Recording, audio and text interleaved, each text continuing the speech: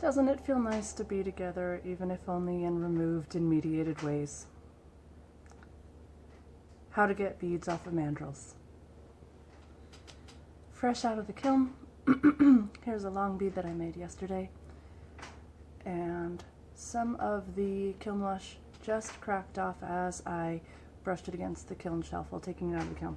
The first thing that I do with things is I take them out of the kiln, assuming that they have cooled to the ambient temperature of the space outside of the kiln, is I drop them carefully into a vessel of water. I like to use a quart-size plastic container of water. I like to use quart-size containers filled with water because they are tall enough to re-moisten the entire length of the mandrel, no matter what I have made on it, and they are heavy enough to keep the center of gravity low, so that even if I have a lot of beads in there, it's not usually going to topple over. It becomes more precarious if I'm using something like a blowpipe that's much larger and heavier, but that doesn't happen quite as often. And I have a tool here that I made myself, which was just a steel mandrel that I ground to a point and put a decorative glass end on. And what I do, once these have been soaking for a moment, is I will use my homemade poking tool to scrape the moistened kiln wash off of the mandrel around the edges of the bead, and I put that back into the container, again to keep dust down in the studio and to make the cleanup easier because the moisture is reactivating the kiln wash. Then I also have these things that I made yesterday, which are going to be candle holders for a menorah. And so I'm just using my tool to try to scrape the kiln wash off the mandrel.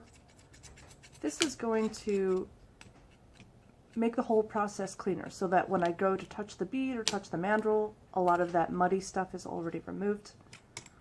And if I have difficulty taking the beads off of the mandrels, I will use rubber bands wrapped around them for traction. If you don't have enough rubber bands in your life, you should maybe eat some more fresh vegetables.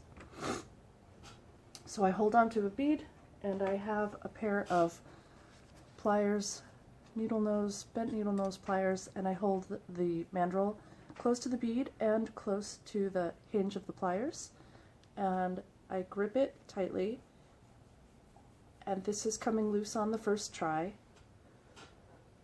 If you didn't watch the video about how to coat the mandrels, that is really useful when you're trying to make longer beads that touch more surface area on the mandrel. So I've gotten it about halfway off, and now I'm going to put that back in so that the water can then get into the hole and continue to loosen the bead where it's connected.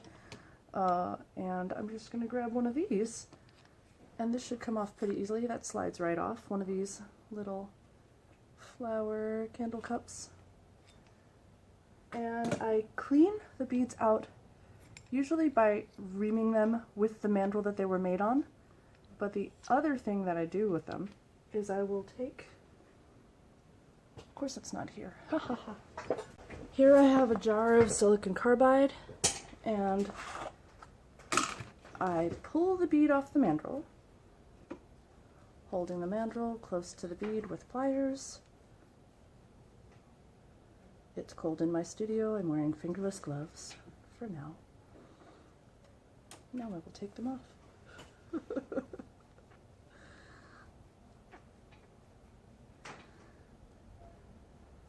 So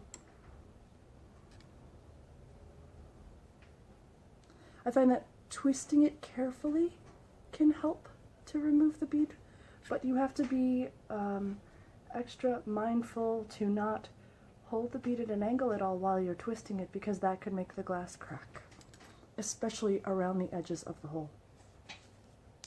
Here I'm going to try to hold it with the dry hand while I'm holding the pliers with my other hand, moving down along the mandrel. This decreases the likelihood that I'm going to accidentally bend the mandrel. Here's a rubber band, and this isn't totally necessary, but it's going to make it faster, and I can also just demonstrate how I do this. I'm wrapping the rubber band. It doesn't have to be completely tight. What matters more to me is that there is a lot of the surface area of the rubber band coming into contact with the glass itself so that it's offering me a lot of traction. And I've already loosened it, so this is definitely going to be easy. Then, whew, comes right off.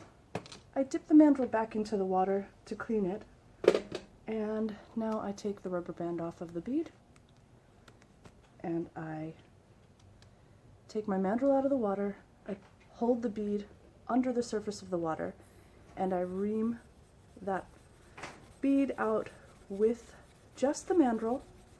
Then I will take my mandrel, tap off most of the excess water, dip it just lightly into my jar of silicon carbide so that there is a tiny gob of that abrasive on the end of the mandrel, and then I put it back into the hole of the bead, and you can hear the abrasive.